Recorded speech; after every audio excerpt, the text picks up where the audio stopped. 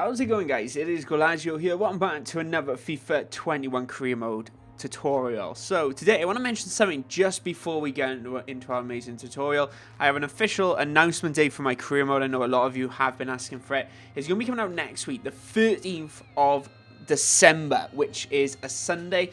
It's going to be a regular upload on the Sunday, so I can't wait to actually share that with you. I'm going to have a trailer up earlier on in the week, but this isn't going to be a normal career mode for the first several episodes. I can't wait to share it with you. This is why it's taking so long, the planning and of course the Xbox issue. But let's go away from that and let's get into this tutorial. So over the last couple of months, I've actually been looking at how to spend your budget in career mode. Of course, we've done a small amount, around 1 million. We've also done a general one as well, a general rule of thumb. So what we're actually going to be doing today is actually looking where should you spend your budget if you had £10 million.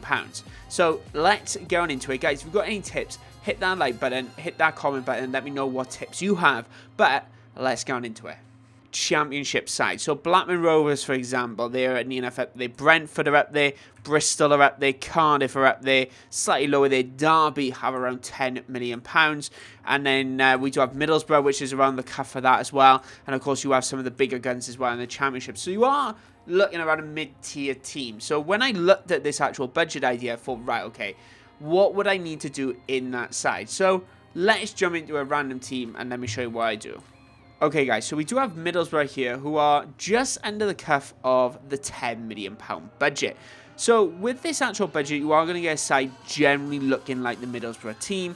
A couple of decent players, a couple of low-rated players. But the way I actually organize my budget is in several different ways. First one is, with a team, with this actual budget, I look, do I have any players which are not going to be with me after Season 2? Or are they going to just fall down the side after Season 2?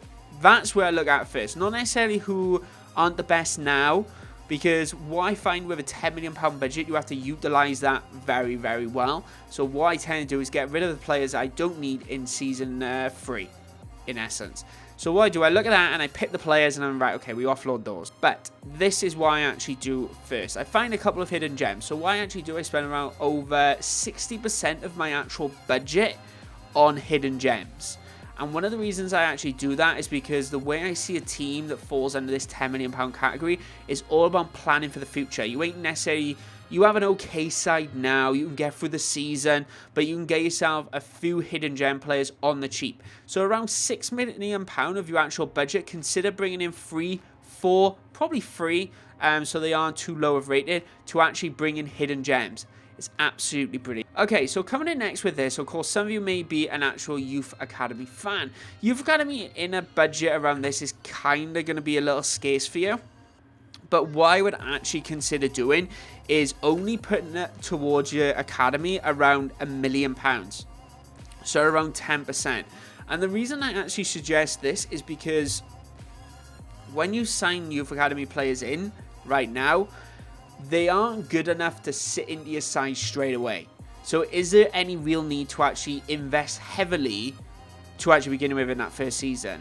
In 2 to 3 seasons, when I've offloaded several players which are not necessarily in my first team anymore, not my second team, my Youth Academy is going to be coming through with actually really decent ratings and potentially getting into the first team or the second team. But you don't want to heavily invest in that to begin with, because you're going to be left short for the actual short-term goals, and meeting the long-term goals will be a lot more difficult. Okay, so that leaves us with around £3 million to actually spend. So we are planning for the future. We're planning for the future again, but we're actually considering ourselves, not trying to meet the short-term goal.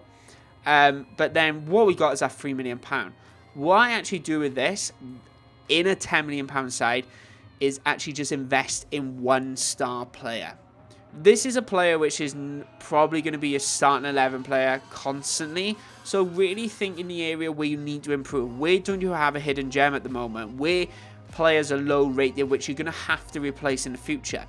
For me, this usually falls in the goalkeeper era. Goalkeeper or striker, that's where I tend to go with my star player. Because strikers, you need the best of the best. They get the goals, but you also need to keep those clean sheets. I think if you have a decent goalkeeper on FIFA, you could probably quite easily get around it if you have a slightly weak defense, especially if you are trying to bring hidden gem players through. So think about a star player. For me, it's a goalkeeper, works absolutely brilliantly, or a striker. That's it. That's how you actually spend £10 million, in my opinion.